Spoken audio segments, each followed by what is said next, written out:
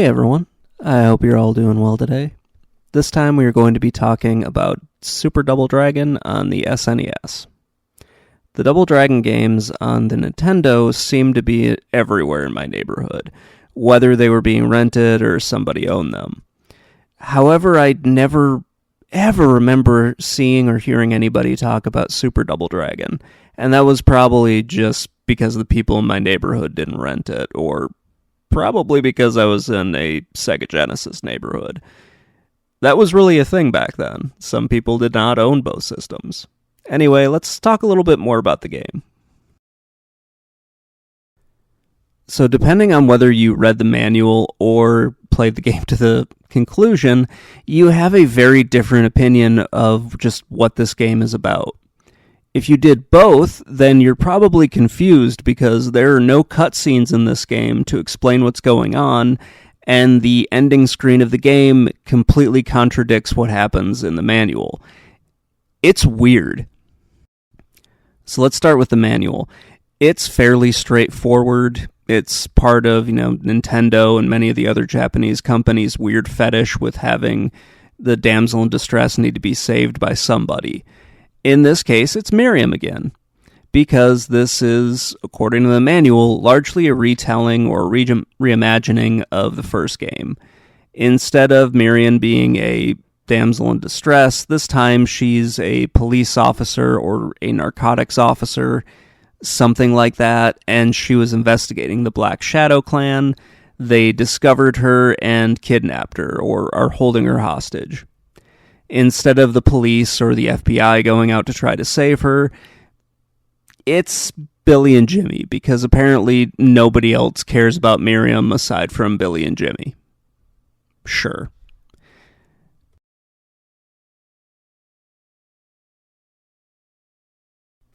Regardless of whether you read the manual or the game, both basically end with you fighting Duke. The manual calls him the director of the Black Shadow Clan. The game doesn't really care who he is. The game actually doesn't care who anyone in this is. Once you beat the game, you get a little end screen that says, "Hey, good job, you won. By the way, Billy and Jimmy disappear for whatever. They're just gone." Nothing from the story in the manual is brought up, and the game just kind of ends.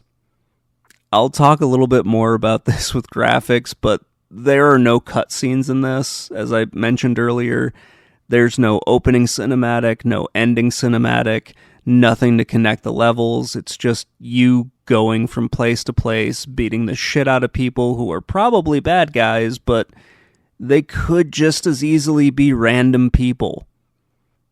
It's a little weird.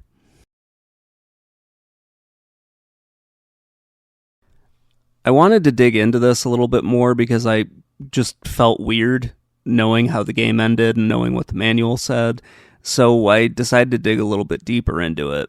And it turns out that development was rushed on this game, which shouldn't be that surprising. This is also one of the beat-em-ups that was never in the arcades, so they didn't really have that option. It's kind of strange to have a Double Dragon game that was never in the arcades from this era, but whatever. I did find a Japanese language article where one of the developers kind of explains what was going on and what was supposed to be in the cutscenes, and they were cut out due to time constraints, which makes this feel really similar to the Rushing Beat series. Like, really frickin' similar to it. Basically, this interview is pretty cool. I couldn't find an English version of it, so I was sort of relying on what other people were saying about it. I might have been summarizing it a little bit wrong, but I think that's basically what he said in it, according to the translations that I've seen. Super Double Dragon plays exactly how you would expect a beat-em-up from the early 90s to play. You move on a set path, and you beat the crap out of a bunch of people who may or may not be bad guys. You're just kind of assuming that they are. The stages end in a boss battle, and if this had been finished, there would have been cutscenes, but unfortunately there's not. At times while I was playing this, the controls felt a little sluggish. This could be due to several things. Maybe my controller is a little broke. Maybe the Retron 5 I was using is starting to crap out. And it probably doesn't help that I'm older now and my reaction time is terrible. I wouldn't really say that I like the control scheme all that much, specifically how it's mapped to the controller. Over time, I can see it, being a little bit better, me getting used to it. It's kind of like how the controls for Double Dragon 2 were a little wonky the first time you played it. It's like that here, but a little bit worse because you have a punch, kick, jump, and a block button, and all those are mapped to the controller. If there was a way to change it, I didn't immediately see that. Would this have been a problem back in 1992? No, of course not. Is it a problem for a whiny retrospective review trying to find something to complain about? Of course it is. That's why I put it in here. So the controller is mapped as Y for punch, A is kick, B is block, and X is jump. I really just did not like this very much. It was fine the more I played it, but right away I was just kind of like, this is a little cumbersome. One thing I wasn't sure about was the special attacks. I just jumped into this game right away and did not really read the manual or look up the controls because that wasn't something I wanted to do. I wanted to play it like I would have played this as a rental. And yeah, I didn't have the best time right away. Thankfully, the manual is posted online, as I showed in my story part, and that explained everything I was looking for. So you need to press the L and the R buttons, and that basically increases your Dragon Power meter. And it's also how you use your special attacks. It's kind of nice to see a game do this instead of having it take away some of your health. So there are 4 special attacks: the round back fist, jumping round kick, jumping round back kick, and then the roundhouse kick. For each of these, you need to have increased your dragon meter to a certain amount, usually like half full or more than half full. Interestingly, some of the moves depend on the position of the enemies, so if you have an enemy behind you, you're going to do one thing as opposed to doing the front attack. It's kind of interesting to see that, and yeah, I guess it's kind of cool. I have never really encountered that in another beat-em-up, so it was pretty interesting to see that. The game has 7 stages and lasts about as long as you should expect from a 1992 beat-em-up. You're going to be in this for about an hour to 2 hours. And, at least in my opinion, it's not going to be all that rewarding because it just sort of ends. You have the usual BS where the enemies will gang up on you, and it didn't feel all that cheap early on, but as I played through the game, it got a little bit more annoying. The game is trying to ease you into this, but if you weren't really paying attention or you didn't read the manual, you're probably going to have a rough time. Overall, I think the game's pretty good, but I didn't really like the controls that much. Super Double Dragon looks awesome. It does have a few problems when things start to move, which isn't as big of an issue as you might think. I'm pretty sure the slowdown that I was using was just due to the Retron 5's emulator. I could be a little wrong on this, so if you have played the game on original hardware, please let me know. The animations look really good. Like when you grab an enemy in the previous 3 Double Dragon games, you would do a short combo.